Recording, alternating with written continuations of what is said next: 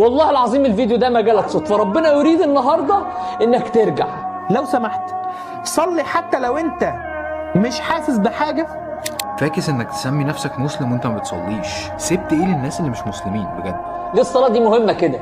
ليه النبي يقول وجعلت قرة عيني في الصلاه؟ لذلك ابحث عن نفسك وابحث عن روحك بالصلاة. وبالله عليك مش عاوزك الشيطان يضحك عليك ويقول لك ايه ما لا يدرك كله يترك كله، اللي هو انت بتصلي وبتقطع فتبطل صلاه خالص. لا ده مدخل للشيطان.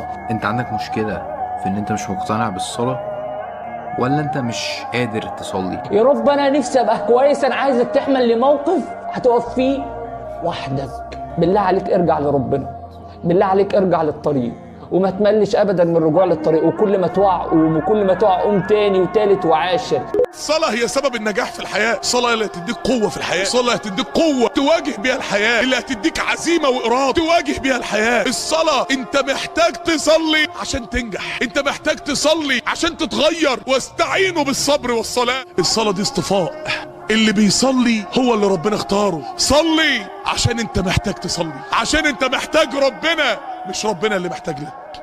حافظ على الصلوات الخمس. الصلوات الخمس علاج أيها الناس، الصلوات الخمس. ثانيها حافظ على السنن والرواتب القبلية والبعدية 12 ركعة. اسمع مني وارجع صلي. كمية إن لله وإن إليه راجعون وخيفة جدا في الفترة الأخيرة، فارجع صلي. كنت بتصلي وقطعت، ارجع كمان مرة. بتصلي شوي وشوي، ارجع كمان مرة. وفاة تلو الأخرى وجنائز لا تنتهي، فصلي ولو أذنبت مليون مرة. صلي قبل ما يصلوا عليك. خش المسجد ورجلك شايلاك أحسن ما تخش المسجد والناس شايلاك، لأن أنت كده كده في الأول وفي الآخر هتخش المسجد، فيا إما تخشه بمزاجك يا إما تخشه غصب عنك على كتاف الناس. صليت؟ لا. ليه؟ خلاص هبدأ أصلي من بكرة. وللأسف صحينا على وفاته. صلي قبل ما يصلوا عليك.